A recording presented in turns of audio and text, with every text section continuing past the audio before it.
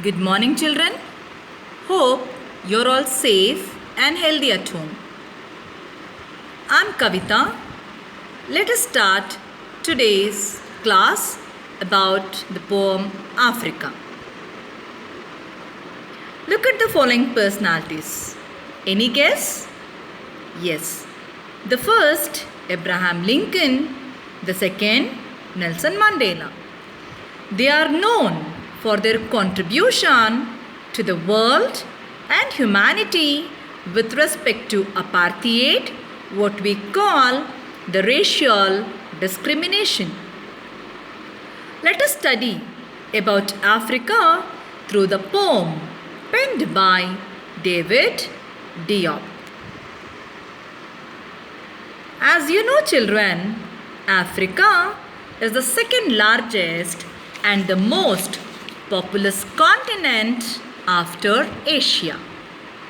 It is the world's hottest continent with deserts and dry lands covering about 60% of the land surface area.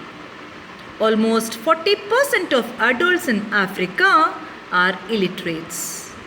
This is the main reason why the people in Africa are exploited by the white people. About the poet. Look at the picture. He is David Mandela Diop. David was born in the year 1927 and died in the year 1960.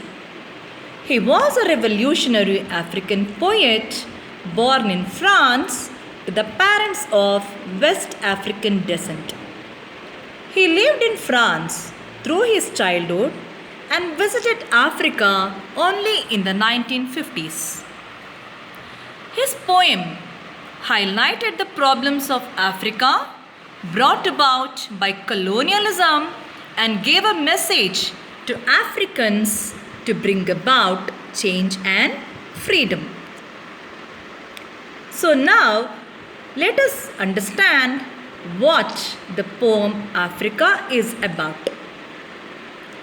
The poem Africa is a story told about the past events that undertook in Africa, a land about which the poet heard from his grandmother's song.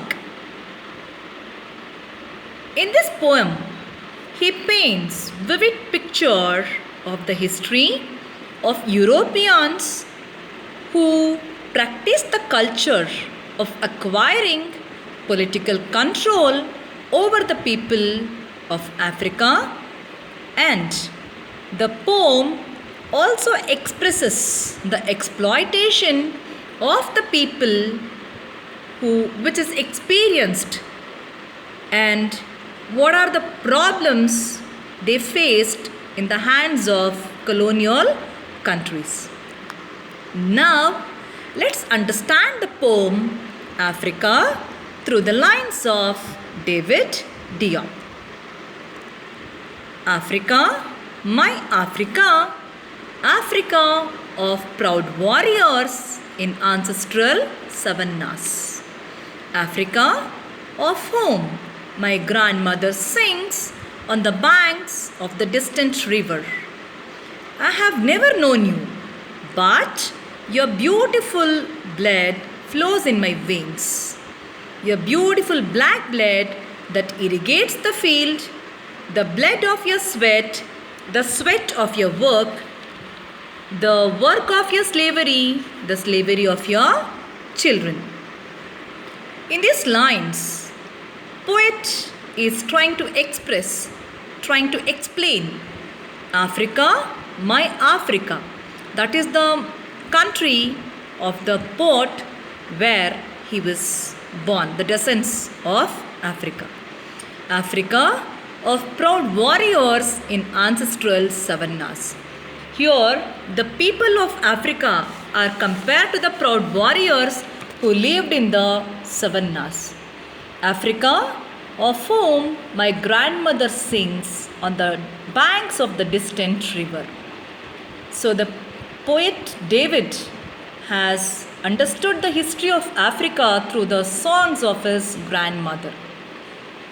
He never known about the country, but as he was born to the parents of South African descent, the blood flows in his veins. And he is telling that beautiful black blood is irrigating the field. The blood of your sweat, the sweat of your work. Where the people of Africa worked in the farm of the white people. They just split their blood and sweat while working in the field. The work of your slavery, the slavery of your children.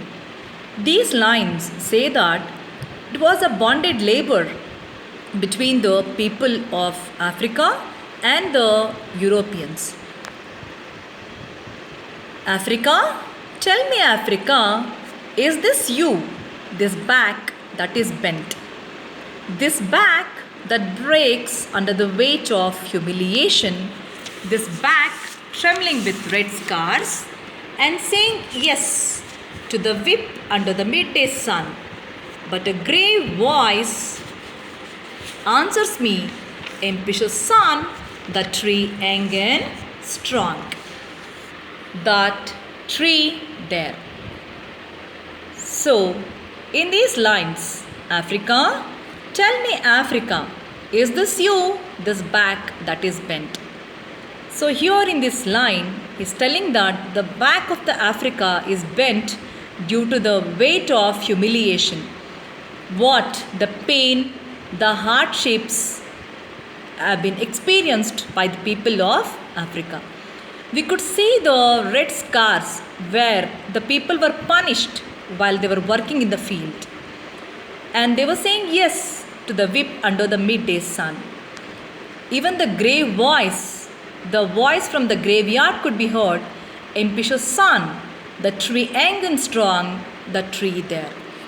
Here ambitious is mentioned, which acts quickly and without thinking. In splendid loneliness amidst white and faded flowers. That is Africa, your Africa that grows again patiently, obstinately, and its fruits gradually acquires the bitter taste of liberty. In splendid loneliness means where splendid means grand or majestic. In that loneliness, in that grand way, we could see the white and faded flowers, that is the people of Africa. That is Africa, your Africa. In spite of having lots of humiliation, lots of difficulties, they grew again patiently and stubbornly. Finally, they were able to achieve their freedom. So they took their liberty. That fruits gradually acquires the bitter taste of liberty. Finally, the people of Africa were free from the colonial countries. That's the poem of Africa. Now, let us discuss the summary. Summary of the poem. The poet David Mandsae Diop reminiscences about Africa, which he have heard from his grandmother's song. In this poem, he describes the travels and the toils the African people have undergone. At the same time, what resilient people they are, because they withstood British colonialism and they became free. In this particular paragraph, the poet David is recalling the story what he has heard from his grandmother song. He is describing the troubles, the hard work, the pain what the African people have experienced, and at the same time they were so silent. They did not react to the troubles what they have experienced by the colonial people. But they were so. Because of that, they withstood the British colonialism and became free. The poet addresses Africa as a nation which has struggled throughout for respect. The African people have toiled as slaves in the fields of white men, who have been slaves for generations and wonders whether the country has become depressed and demoralized under the weight of humiliation. He feels sorry for all those blacks who have split their sweat and bled and have borne the whip lashes and pain very stoically. So, here David is trying to express that Africa, being a nation, had struggled throughout their life, throughout many years, to gain their respect. The people worked very hard as slaves in the fields of white men. While they were working as the slaves, it became a bonded labor, and they worked as a slave for generations together. And they also wondered whether our country will become free from the hands of the British, or whether we'll be freed from their humiliation. They were so depressed, they were demoralized under the weight of humiliation. Poet feels sorry for all those people who are in Africa, who have split their sweat and bled and have borne the whip lashes and pain without speaking. But he suddenly hears a voice reprimanding him that his country Africa is not an infirm old woman but a strong young tree which is standing proud and erect amid the white and faded flowers.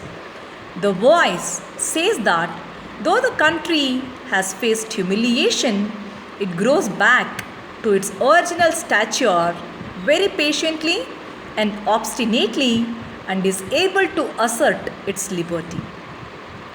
Whatever the pain or the hardships they underwent, while the poet was describing about the condition of Africa, suddenly he hears a voice from the graveyard which reprimanded him that his country Africa is not a old woman. One day it will definitely stand like a strong young tree, and it stand with the proudness and erect in between the white and faded flowers. The voice also says that though the country has faced a lot of humiliation, it will definitely grow back to its original status, and with that same patience and with that same stubbornness, it is able to achieve its liberty. They finally became free from the hands of colonial countries. Thank you all. Have a nice day.